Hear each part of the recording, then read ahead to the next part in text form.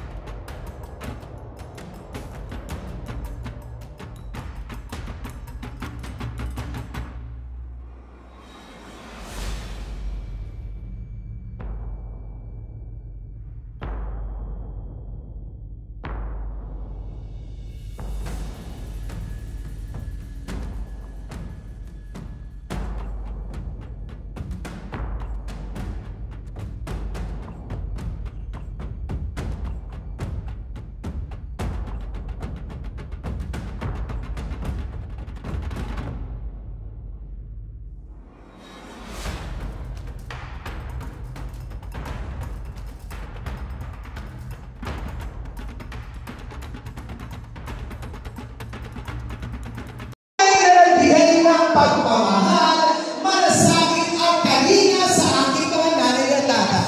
Ang batang galing sa hirap, nagsumika. Ang batang Maynila, Yorme Isko Moreno Cabañoso.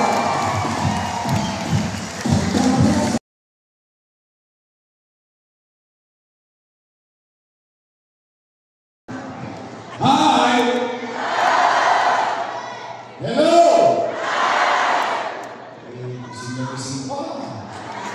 Taas ka kamay, taas ka kamay. Okay na, tingnan. Magandang umaga.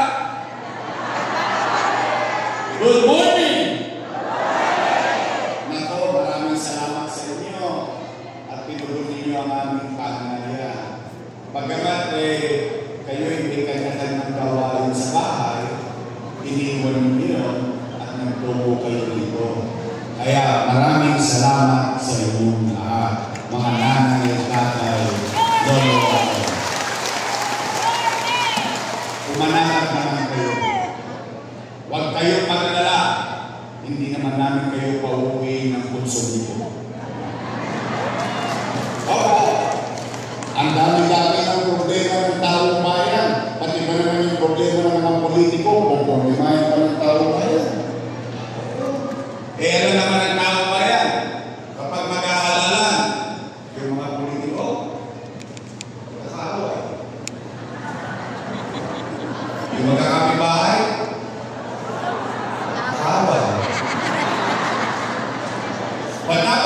eleksyon, yung mga politiko, bati-bati na. Yung mga kapitbahay, mag-aaway na po. Tama po ba? Kaya kung namin kayo, wala kayong maririnig na panira o sisi ng sisi at puro na puro o kanina dito. Basta kayo, chill-chill na. Good vibes lang. Real talk lang. Tungkol ito sa inyo, hindi ito tungkol sa amin. Inabukas sa inyo, kundi man sa inyo, sa mga anak ninyo, sa buhay-buhay ng tao bayan. Tay, kamusta kayo? Hindi salamat sa Diyos. Opo, alam niyo, bagay na dapat natin ipagpasalamat sa Diyos. Bakit? Ilang taon pa lang na nakakalipas, lahat tayo kasama kami. Natatakot tayo, baka tayo magulo. Natatakot tayo, baka tayo mamatay. Dala ng pandemya dahil sa COVID-19. In fact, kahit sa loob ng bahay, kabado-kabado tayo. May umahansi ka, achik ay COVID-19. Tama po ba? Kaya salamat sa Diyos, ano man, ang hirap na pinagdaanan natin sa nakaraan at ano man ang pagsubok na kinaharap natin sa kasalukuyan. Salamat sa Diyos dahil buhay tayo. Tama ba? Habang buhay may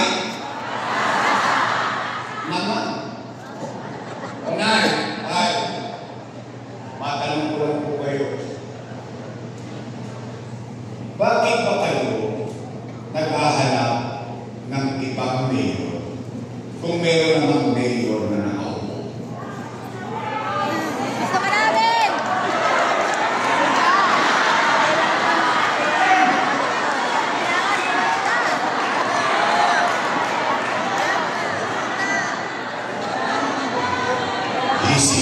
Easy. Puso nyo, nakalitin na tayo. Siyempre, kaya ako naman yung naitanong. Nangangamba din ako. Bakit? Dahil yung mga nakaupo, alaga ko yan. Kaya real talk naman tayo. Alam niyo yan. Bakit? Dala ng pagkalaw ko ng utang na loob kay Dani Laguna. Alam niyo yan. Hindi ko yan kinubli. Hindi ko yan kinubli. At tayo mga Pilipino, isa sa itinatapos natin ng ilong o ipinagmamalaking ugali sa buong mundo, tayo mga Pilipino ay marunong pumanaw na at ang utang na buot, sabi nga,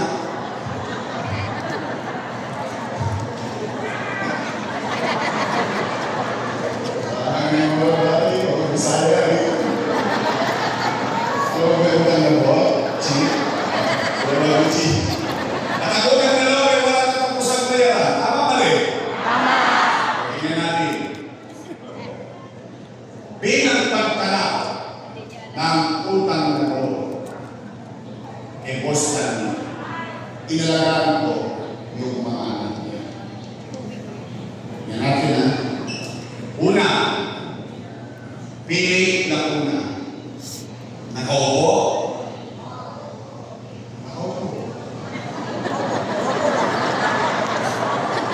Dennis Laguna. Nakaupo? Lay Laguna. Nakaupo? Asawa ni ate. Si ate. Ilan sila? Happy? Masaya? Sa totoo lang. Bakit? Yung hindi na pagtagumpayan ni Boss Dani sa tulong nating lahat na pagtagumpayan ng kanyang mga anak. Ngayon, kung sila ay naging mag-isa taong bayan ang mag-host. Tama po ba? Tingnan po ninyo, bilang nagkaroon ng utang, maghanap kayo ng kahit isang dumagoso lang sa sitio. Bakit? Bilang pagkaroon ng utang na loob, isinantabi ko mga anak. Inuna ko yung mga anak niya.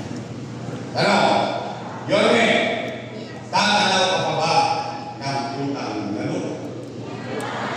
Sagot, opo. Bakit? Yung Pilipino ko Ganun talaga tayo mga Pilipino. Kaya lang, meron lang akong pakiusap. Baka naman po pwede sa ibang bagay na naman ako tumanaw ng utang na loob. Bakit? May utang na loob din naman ako sa taong bayan eh. Kung wala ang Diyos at wala kayo, wala ako sa kinalalagyan.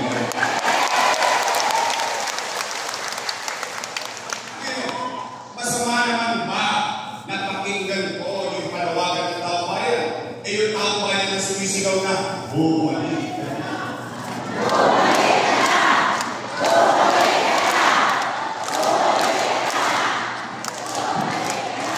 Yung taong bayan sumisigaw na bumalik ka na, kaya ako sinigawan niya,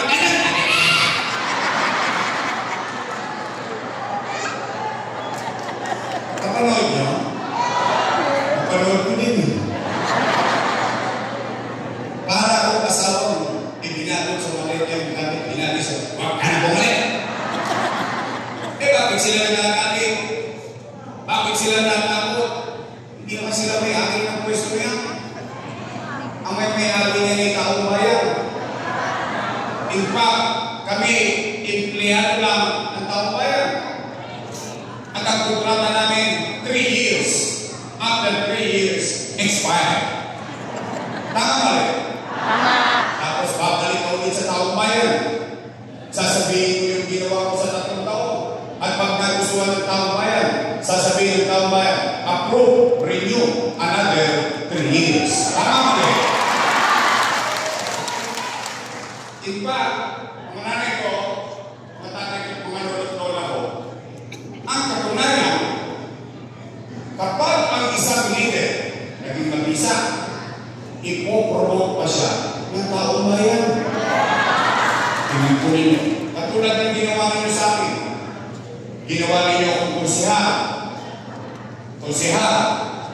Kursihal. 9 years. Finish. Pasture paper.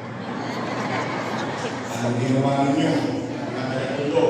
Mga batang Manila sa District 2, 3, 4, 5, 6. Ginawa ninyo ako Vice Mayor. Tama po ba? Vice Mayor. Vice Mayor. Vice Mayor. Finish or not finish pasture paper. Tapos ginawa ninyo ako. Ang katunayan din, ang isang leader, kapag siya naging magaling, naging episyente, naging mabuti sa kanyang tungkulin, kahit hindi na siya makita ng taong bayan, iboboto pa rin siya ng taong bayan. Tama po ba? Ito pa na, bali? Parang kayo silang may-ari ng pwesto niya. Tingnan po ninyo. Ito talaga ako yung hindi magkaramdam. Pag naman ako hindi magtatampo.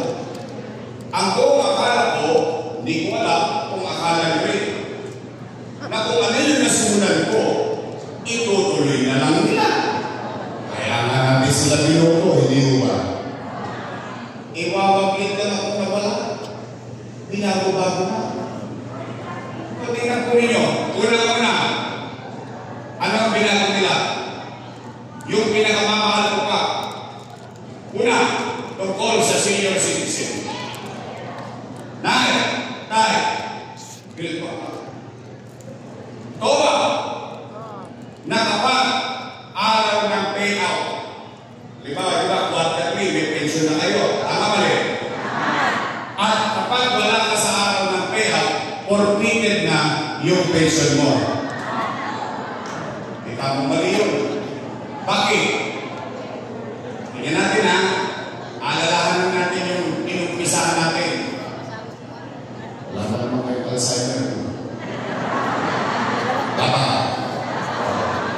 Kasi yung iba sa inyo dito, tinago ko si Milo Clapson. O sige, hindi ka sa ang ibig ko sabihin, sa dinami-dami na nagdaang mayor sa lungsod ng Maynila, sa hinaba-haba ng panahon ng pamumuhay sa Maynila, for the first time, bumoto kayo ng batang mayor. Opo, first time kayo bumoto ng batang mayor. Bakit? Ang Maynila, ang binoboto mayor lagi, yung 14 na lang yung birthday. Tama naman. Oh. Pero bumoto kayo ng batang mayor. At yung batang mayor ngayon, gumawa ng programa para sa senior citizen na mayaman, middle class, mahirap, may sakit o wala, importante o hindi, lahat ng senior citizen pantay-pantay may pensyon sa lungsod ng Maynila. Councilor Joaquin de Madoso, Councilor Jesus Nagapahardo, Councilor Bobby Hernandez, Councilor Judy Bay, at Councilor Ida Pansay Ieva.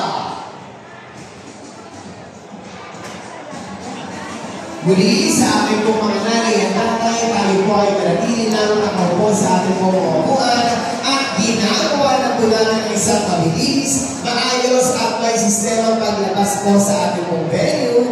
Kaya po, mag-antay lamang po tayo ng ating pagkakataon na tayo na po ang puntahan ng ating pong mga staff para po sa ating malinis at ligtas na paglabas sa ating pong venue. Ingat po tayong lahat sa ating pong pagsakay, lalo tigit sa escalator at elevator, mga nanay at tatay ko. Maraming salamat po sa inyo sa inyong oras na ibinigay at lalo tigit po sa pagtugon sa imbitasyon ng ating minamahal na Yorme Isko Moreno de Madoso.